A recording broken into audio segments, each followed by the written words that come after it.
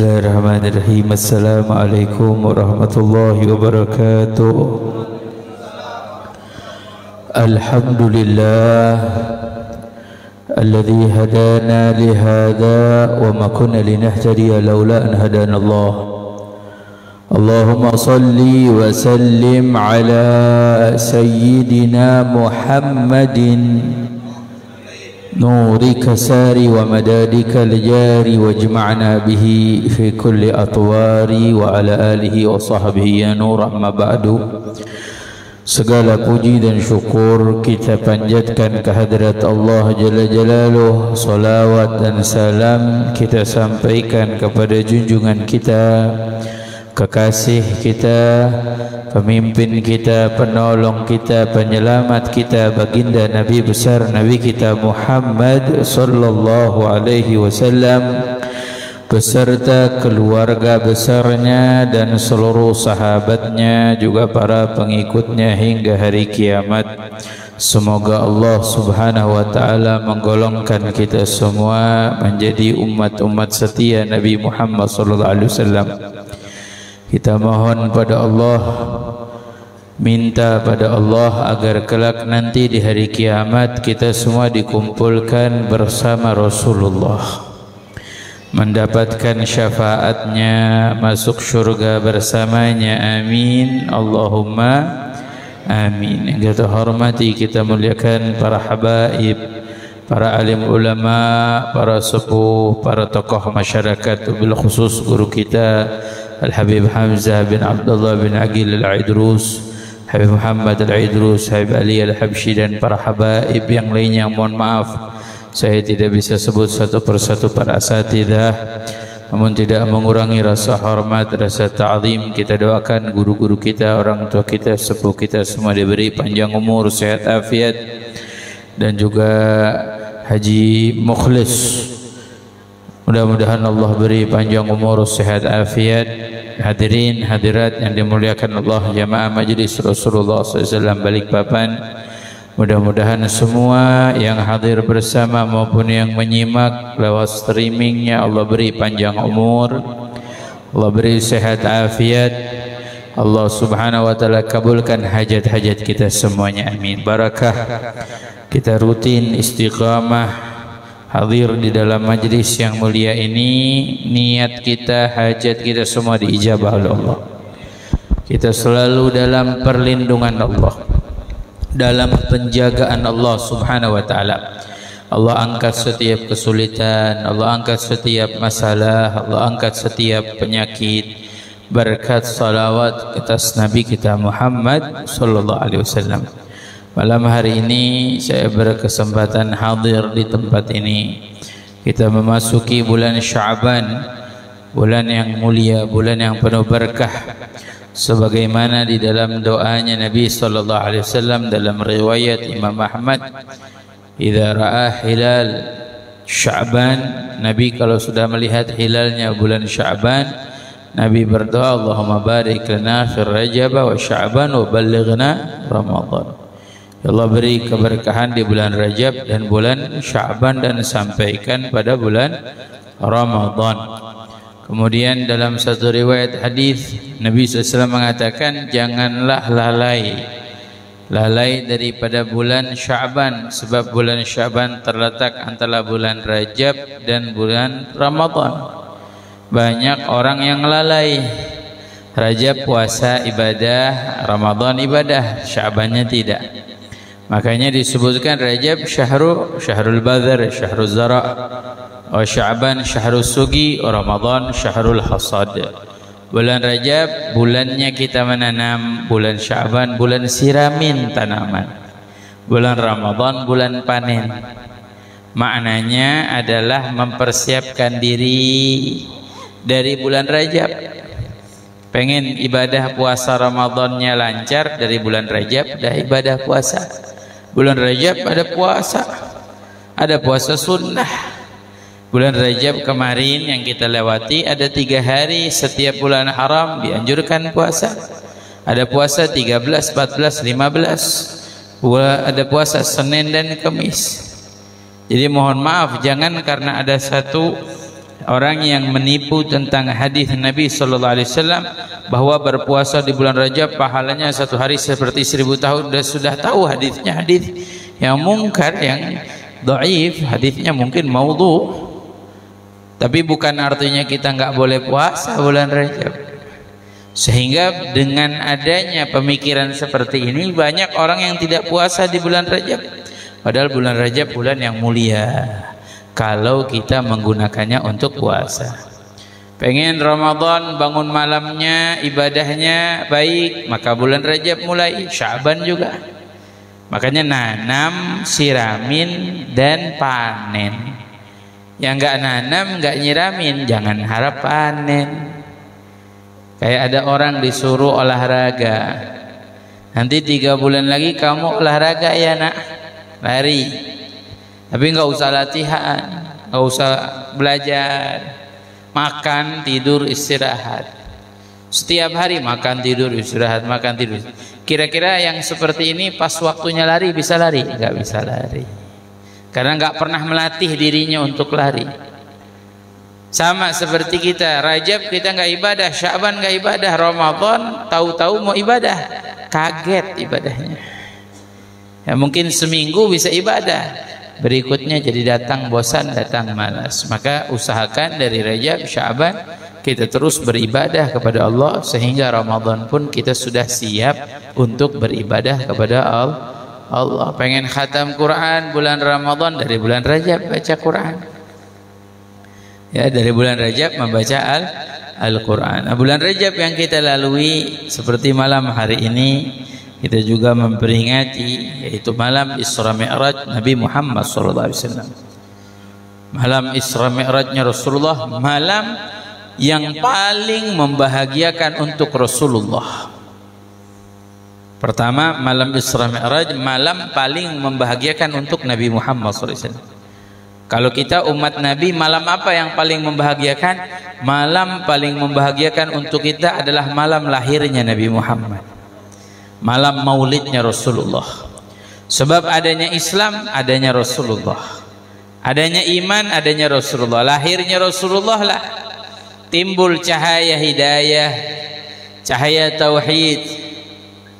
Jadi kalau kita ditanya malam apa yang paling membahagiakan untuk kita, malam lahir Nabi. Tapi untuk bagi Nabi, malam yang paling membahagiakan Nabi malam Isra Mi'raj. Mengapa? Sebab perjumpaan Nabi dengan Allah Jalla Jalaluhu. Makanya malam ini kita peringati Isra Mi'rajnya Nabi, karena malam yang membahagiakan Nabi. Kita niatkan kita juga ingin membahagiakan Nabi Muhammad SAW. Mudah-mudahan Allah membahagiakan hati Nabi SAW melihat umat yang berkumpul di sini.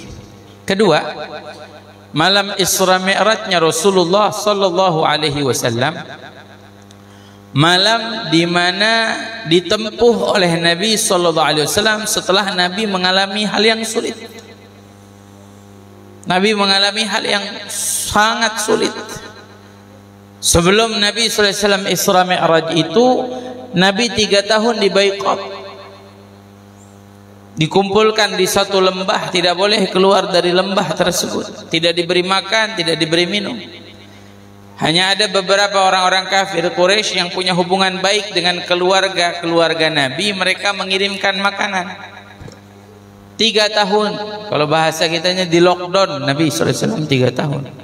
Kalau kita berapa di lockdown? Setahun ya, gara-gara corona setahun lockdown. Nabi SAW 3 tahun, saking sulitnya sampai Nabi SAW kelaparan, sahabat kelaparan, sampai diantaranya ada sahabat Nabi makan daun saking ingin memenuhi kelaparannya. Sulit, masa genting, ujian yang begitu berat Nabi hadapi sebelum Isra dan Mi'raj. Sampai Nabi SAW dipukuli di depan Ka'bah, Sayyidina Abu Bakar Siddiq pingsan di depan Ka'bah, dipukuli sampai berdarah-darah. Sampai Nabi SAW sholat di depan Ka'bah, ditaruh kotoran unta di atas punggungnya. Tapi apa? Nabi SAW jalani itu dengan sabar. Nah, ini kuncinya, ya, dengan kesabaran, sehingga Allah berikan hadiah anugerah yang besar, yaitu diberangkatkanlah Nabi Isra dan Mi'raj.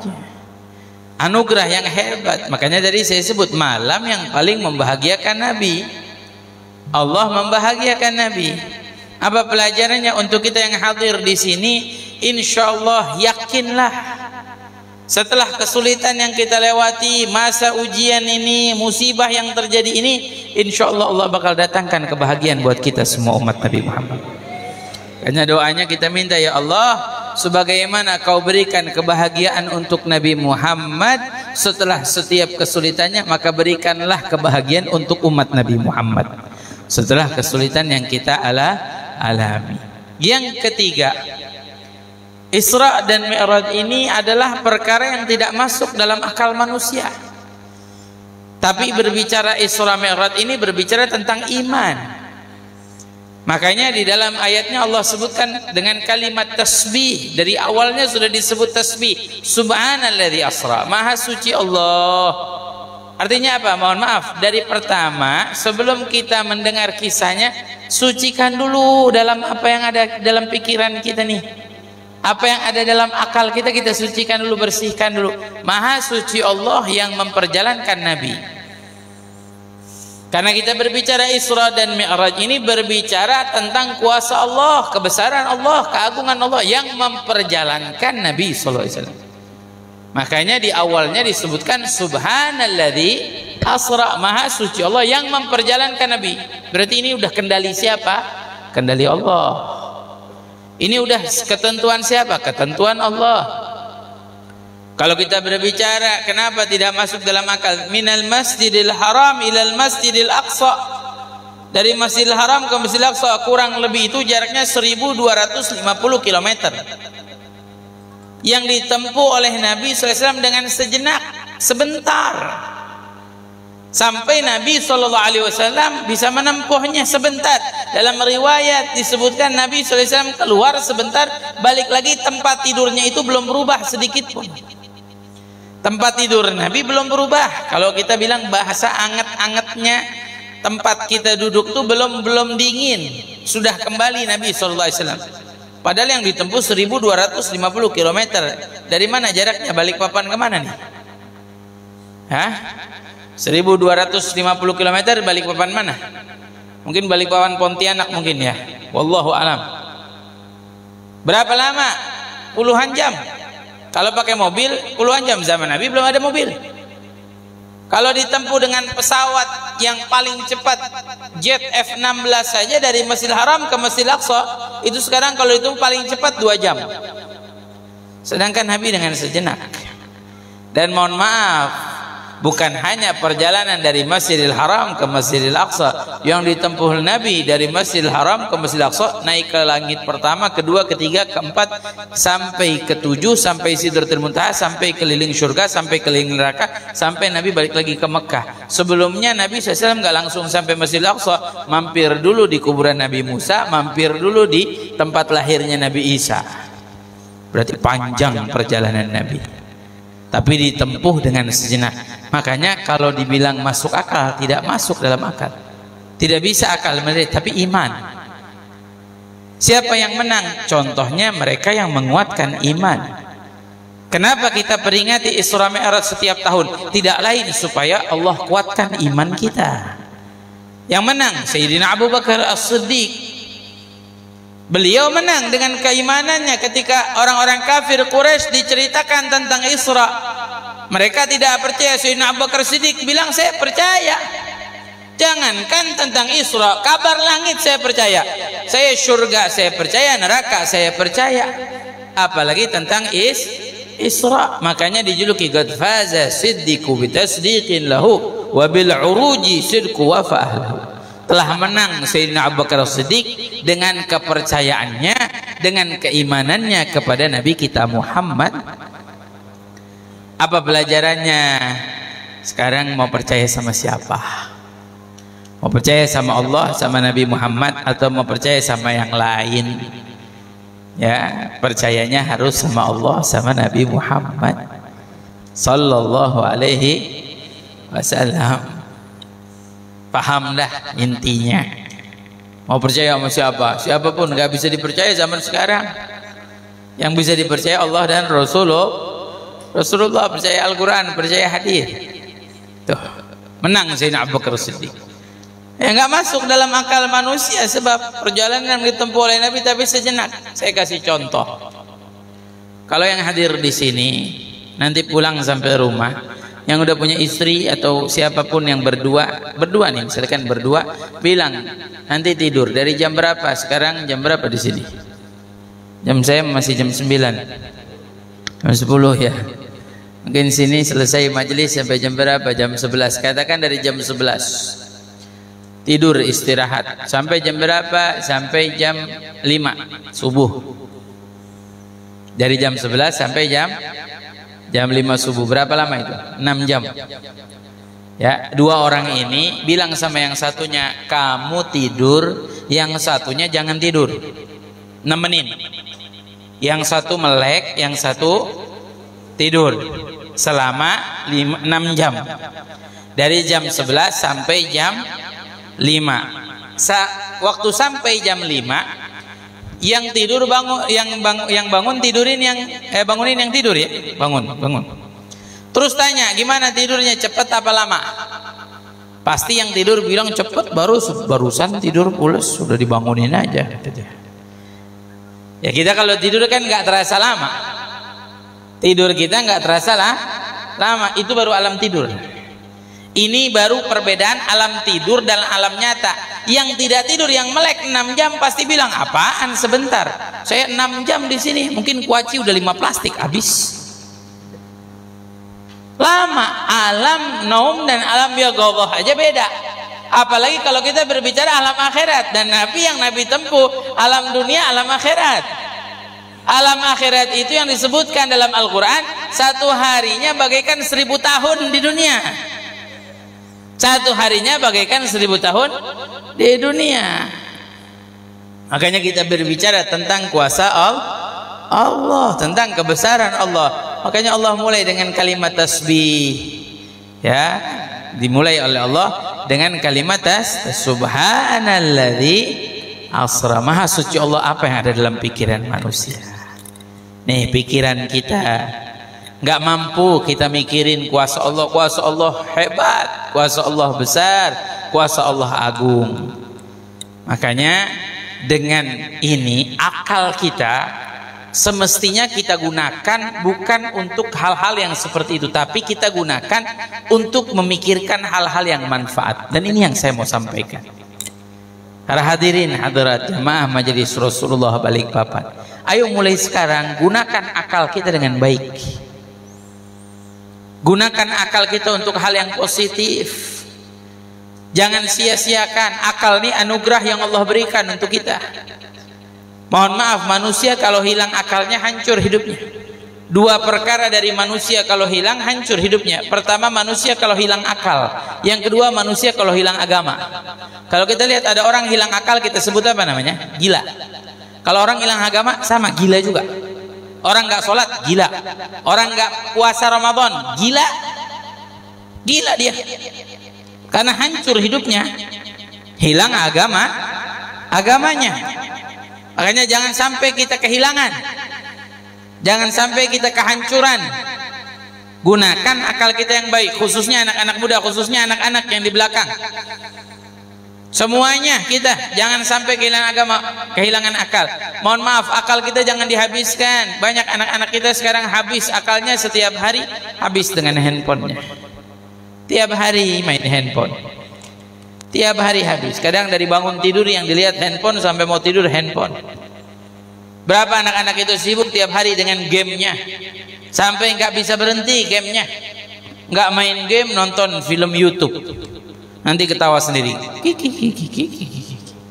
Betul ya? Nggak nonton YouTube, taruh handphonenya joget-joget. Lagi ramai sekarang.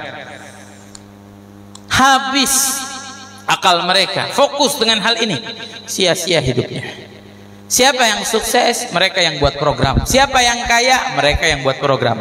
Anak-anak kita akalnya hanya habis dengan itu diarahkan.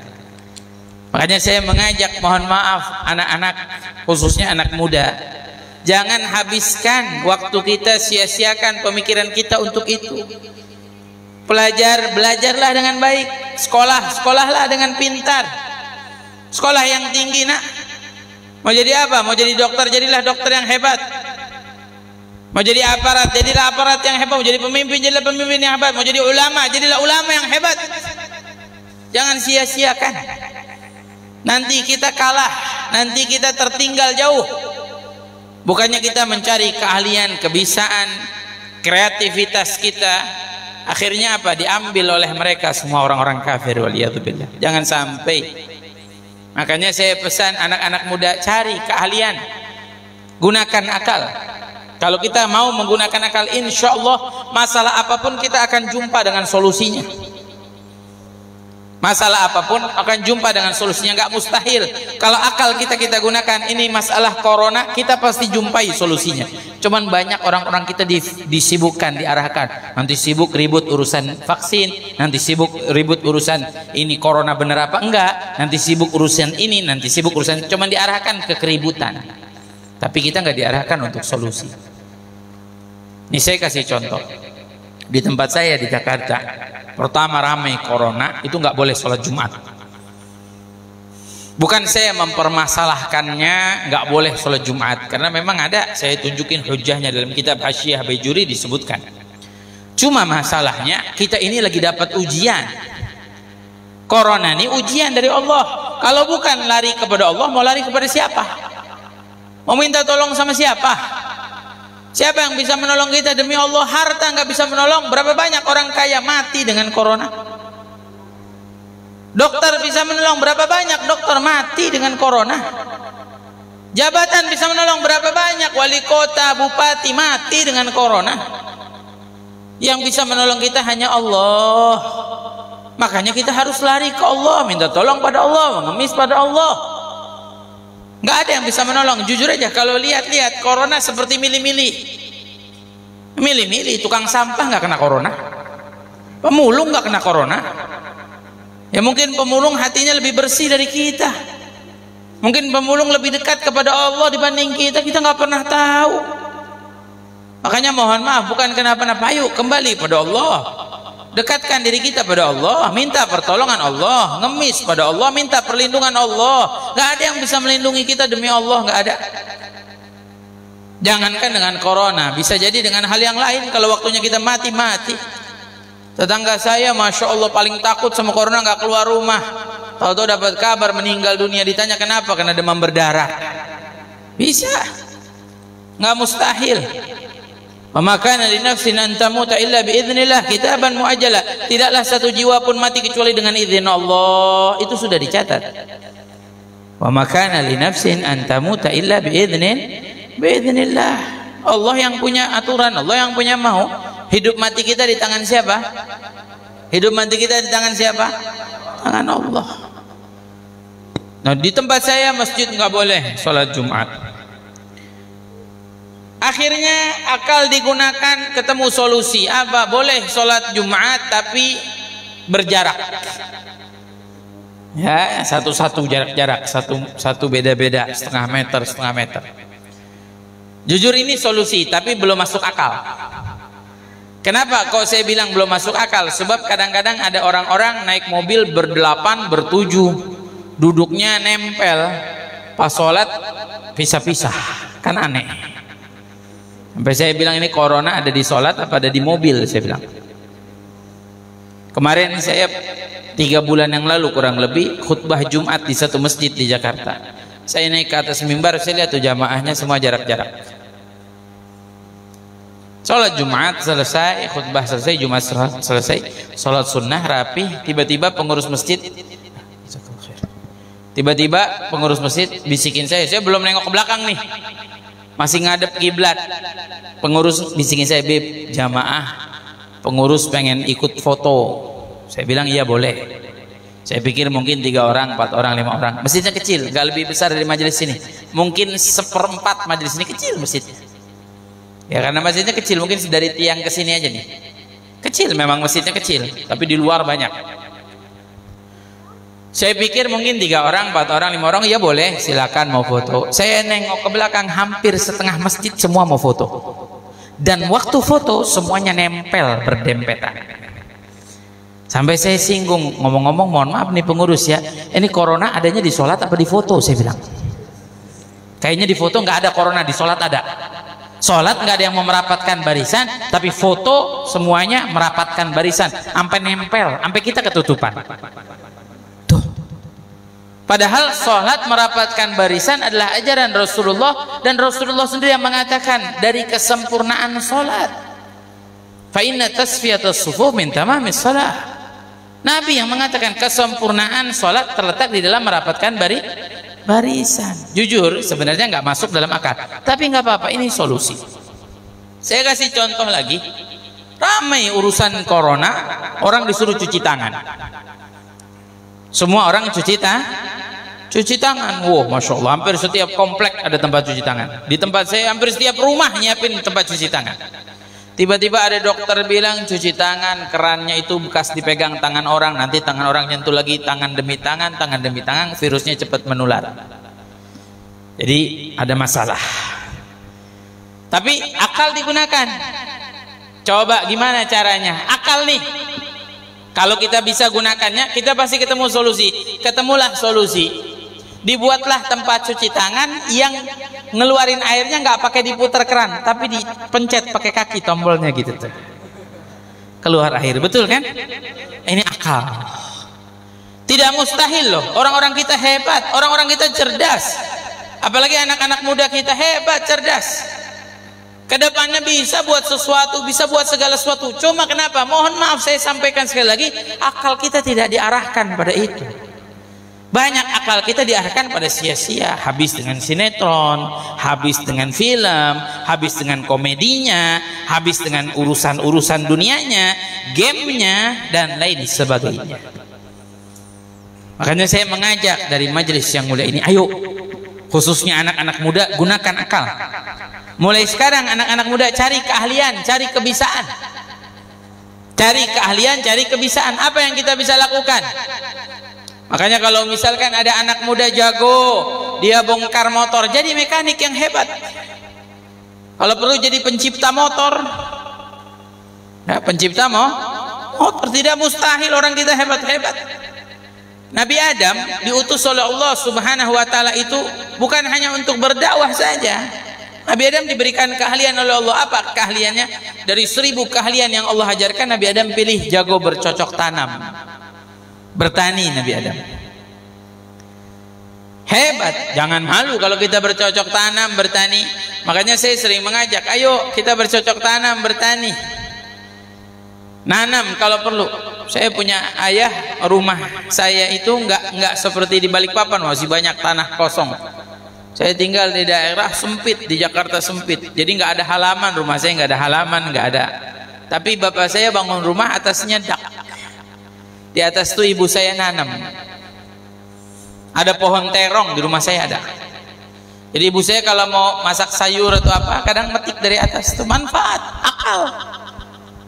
Padahal bukan tempatnya, tapi subhanallah sekarang banyak kan pohon kecil tapi sudah ada buahnya. Ini manfaat, tapi akal kita nggak diarahkan ke situ. Coba yang disibukkan sekarang, bukannya pelihara pohon-pohon yang bermanfaat. Di rumah saya ada pohon jeruk limau, bisa buat sambal, ada cabai. Sampai di rumah saya ada cabai namanya cabai jahanam.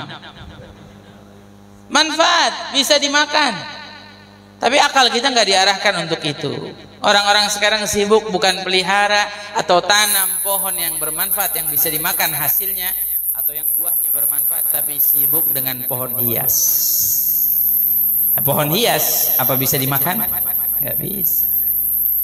Kalau kita punya tempat kolam, kita pelihara ikan yang manfaat, ikan yang bisa kita makan, ikan apa, nila, ikan gurame, ikan lele nggak apa-apalah. Walaupun ikan lele makanannya serem itu.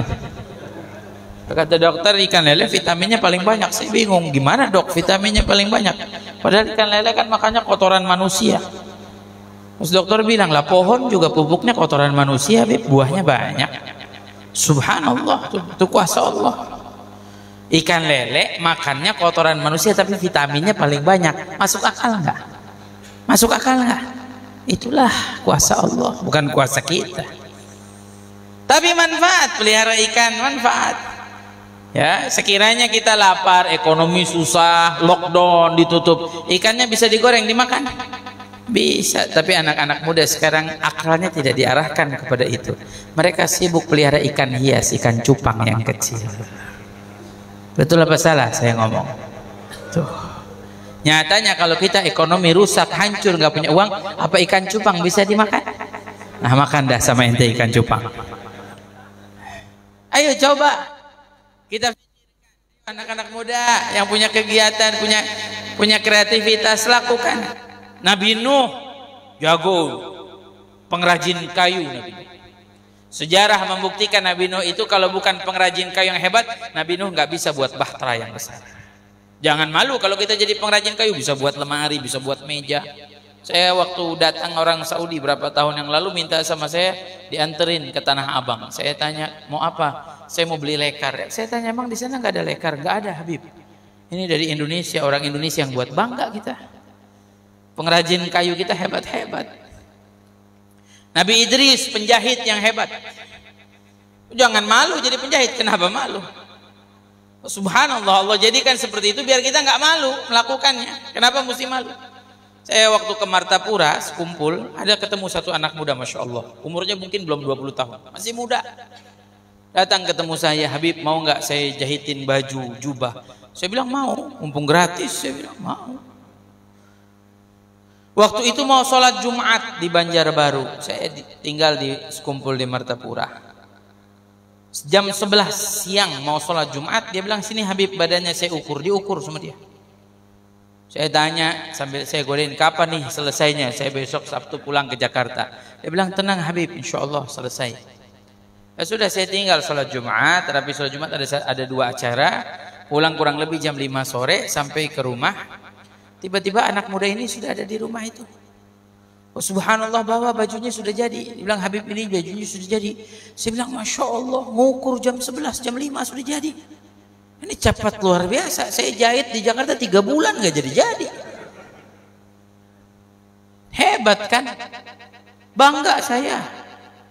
Bangga lihat anak muda punya keahlian, punya kreativitas. Bangga. Sampai saya renungin, ya Allah, andai semua anak-anak muda punya keahlian, punya kebiasaan, punya kreativitas, nggak ada lagi yang ngeluh nanti sulit ekonomi, susah nyari uang. Makanya saya ajak, ayo anak-anak muda gunakan akal. Apa yang bisa dilakukan? Berdagang. Nabi berdagang. Nabi Musa mengembala. Keahlian diberikan oleh Allah. Kita apa? Saya punya tetangga, Masya Allah. Dia tiap jam 3 malam naik sepeda pergi ke tukang potong kambing, beli kepala, beli kaki kambing. Berkarung-karung dia naik sepeda jalan. Pergi ke pasar dia jual. Pergi ke tukang restoran dia jual. Supaya orang buat sop kaki kambing atau sop kepala kambing. Tapi subhanallah, itu waktu kerja mulai dari SMP, SMA sudah punya mobil sendiri. Sudah mau punya mobil Honda Jazz sendiri. Waktu itu mungkin anak SMA yang punya mobil dia aja. Seneng kan Pak Bu kalau kita punya anak punya mobil sendiri, hasil uangnya sendiri. Jangankan bicara mobil sendiri, beli handphone hasil uangnya sendiri aja kita bangga. Tapi anak-anak kita enggak, sibuk. Justru mereka lebih sibuk untuk meminta uang. Mohon maaf nak, sekarang masih bisa minta uang, tapi nanti suatu saat belum tentu bisa minta uang. Ada masanya. Tanyain kakak-kakak kita yang udah menikah, apa masih bisa minta uang sama bapaknya? Ada masanya, dan masa ke depan belum tentu lebih mudah dari sekarang. Makanya saya ingin menanamkan, ayo bangkit, bangun. Yang bisa dilakukan, lakukan. Apa kreativitas yang bisa dilakukan, lakukan. Punya anak perempuan, bapak ajarkan masak, minta istri kita ajarkan masak, biar bisa masak. Jangan sampai anak kita nggak punya keahlian, walaupun anak perempuan, buat kue atau apa, ajarkan. Ya walaupun memang sih setiap laki-laki kalau sudah cinta sama pasangannya, walaupun pasangannya nggak bisa masak, ya udah cinta jadi aja. Betul nggak? Ada orang laki datang ke rumah orang perempuan melamar, mau nggak kamu jadi istri saya? Kata orang perempuan, kamu mau nggak jadi suami saya? Tapi saya nggak bisa masak. Ini orang laki kalau sudah jatuh cinta, iya nggak apa-apa, nggak masak nggak apa-apa, nggak makan juga nggak apa-apa. Bohong itu. Coba ada pengantin menikah seminggu nggak dimasakin oleh istrinya, kalau bukan berantem dia, ribut dia berdua. Tapi Pak Bu, kalau kita punya anak bisa masak minimal dia belum nikah, dia masak untuk kita ayahnya, untuk adik-adiknya. Dia sudah nikah, dia bisa masak untuk suaminya, untuk anaknya. Andai ada perempuan punya anak kecil-kecil ditinggal oleh suaminya, nggak bingung siapa yang nyari biaya kehidupan, siapa yang menghidupi saya, siapa yang menghidupi ekonomi saya. Karena punya keahlian dia bisa minimal buka warung makan atau jual masakan atau jual kuenya. Makanya saya ingin buka pemikiran, ayo.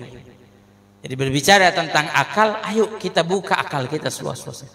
Saya walaupun tugas dakwah tugas, tapi punya keahlian punya. Kecil-kecil buka toko, jualan, itu kan keahlian. Jadi kita nggak ngandelin manusia, nggak menadah dengan tangan kita kepada manusia. Jadi saya dinasihati oleh guru saya Habib Hamzah Al-Aidrus. Tahu Habib Hamzah Al-Aidrus?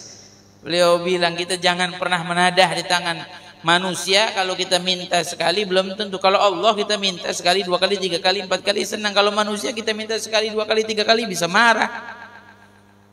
Ayo anak muda cari keahlian, kejar. Apa yang bisa kita lakukan? Siapa tahu di sini mungkin nanti ada jago mekanik hebat bongkar motor, nanti bisa bikin motor mereknya bukan Suzuki lagi. Ya, MR motor bisa aja. Ya, MR Balikpapan motor atau apa ya bisa aja. Insya Allah. Yang penting ada semangatnya, ada kemauannya. Insya Allah kita bakal ketemu solusi. Makanya pesan saya, ayo nak, anak-anak semua yang hadir, sekolahnya biar pintar. Jangan habiskan waktu dengan bukan saya melarang, silakan. Yang mau main handphone ada waktunya, ada masanya. Ya, tapi fokuskan kita pada tujuan hidup kita. Mudah-mudahan Allah berikan keberkahan untuk kita semuanya. Amin ya Allah ya Rabbal. Ya Rabbal, bil khusus guru kita Habib Hamzah Al-Aidrus diberi keberkahan oleh Allah. Habib Muhammad Al-Aidrus, para habaib Haji Mukhlis semuanya diberi keberkahan oleh Allah Subhanahu wa taala. Pengurus Majelis Rasulullah Balikpapan diberi keberkahan oleh Allah, dan semua hadirin yang selalu istiqamah Allah beri keberkahan. Allah luaskan rezekinya, kelak menjadi orang-orang yang hebat. Amin ya Allah ya Rabbal alamin. Terakhir saya sebutkan hasilnya. Kenapa saya sampaikan seperti ini? Ada hasil. Hasilnya kalau anak-anak kita sukses, anak-anak kita berhasil, pemuda-pemudi kaum muslimin, kaum muslimat berhasil, maka esok insya Allah kejayaan Islam akan kita dapatkan. Insya Allah. Dan insya Allah kalau orang-orang kita sukses berhasil, kita nggak lihat lagi nanti di pinggir jalan orang minta sumbangan untuk masjid, nggak lihat. Setiap ada yang lewat orang muslim lihat, wah masjid mau dibangun, saya yang duluan bangun. Lomba-lomba orang. Karena tahu keistimewaannya, kemuliaannya, dan karena juga punya. Ada bencana di sana sini kita yang bantu. Sekarang ada bencana sana sini kita mau bantu, kitanya juga susah. Kitanya juga nggak punya, gimana bisa mau bantu? Makanya ayo mulai sekarang kita jadikanlah diri kita orang-orang yang sukses. Saya tanya pada hadirin, mau jadi orang sukses? Mau jadi orang berhasil? Mau jadi orang kaya? Mudah-mudahan Allah kabulkan hajat kita semua. Walafu minkum. Assalamualaikum warahmatullahi wabarakatuh.